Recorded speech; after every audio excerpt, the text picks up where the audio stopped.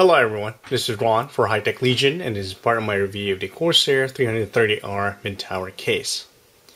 The 330R is part of Corsair's Carbide series and uses the same internal design as the previously released 300R, but incorporates several noise dampening elements for a quieter computing experience. The 330R is made of steel, painted black with a simulated brushed aluminum look for the plastic front door. The front I/O has audio jacks for plugging in a microphone and a headphone. There is LED lighting for hard drive activity and system power integrated into the reset and on and off switch.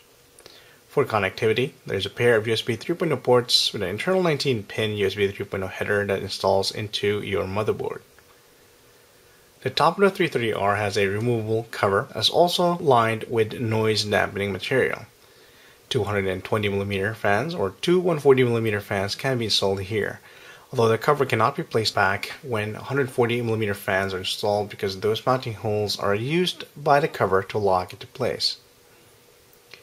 Thick noise dampening material can be found behind the front door as well. There are 5 expansion slots here accessible. These are 5¼ inch devices, and this door can be configured so it opens to either left or right side by simply removing the hinge locks and repositioning it.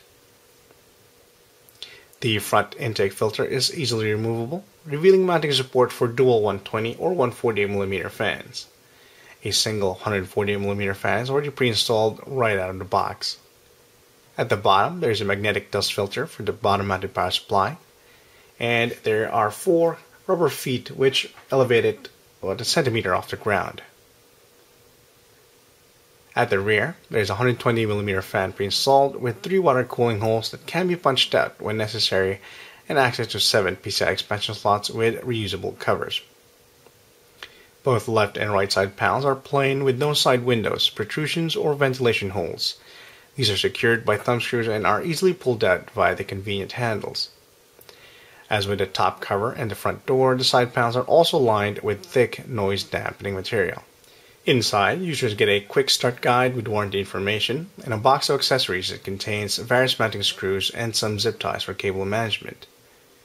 The 330R has raised mounting holes for the micro ATX or ATX form factor motherboards, and even has a pilot mounting guide right in the middle.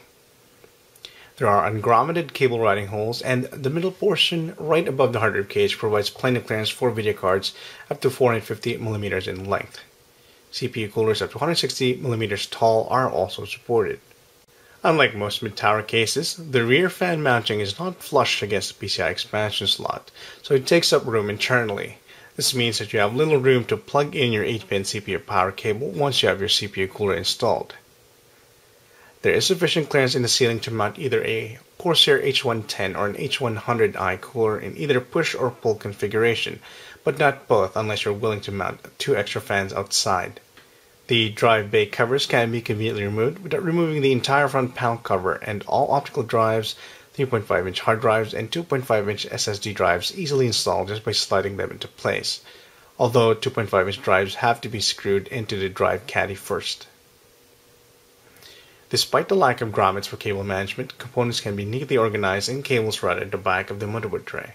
If installing a liquid cooling kit such as the Corsair H100 that you see here, I suggest installing it with the hose facing the rear because the other way around will obstruct 5.25-inch device installation. With the panel on, the top intake or exhaust is unfortunately extremely minimized, so I suggest planning your ventilation carefully. It is just as clean behind the right side panel with sufficient 20mm clearance for cable routing, although you have to keep in mind that the side panel has noise dampening material, so that is going to reduce the clearance by a few more millimeters. The 8-pin PSU cable can be routed on the upper right hand corner, although there aren't many cable tie loops to secure other loose cables, unfortunately. A few more of those would really make cable organizing much more convenient, and closing the side panel would be easier, as there will be no loose cables. The HD audio cable is also unfortunately too short for cable routing, although I was able to plug it on to my motherboard where the header is located in the middle. Motherboards with audio headers near the bottom corner will not be so fortunate unless they're routed in the main chamber.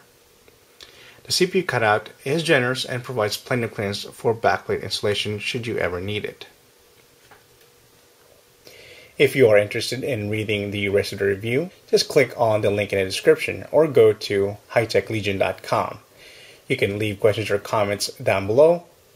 Visit us at Facebook, facebook.com/HTLReviews. Tweet at us at twitter.com/hightechlegion or at hightechlegion. And you can also join our forums and participate in our daily activities. So hit subscribe for daily updates. And once again, this is Ron. Thanks for watching, and I'm signing out.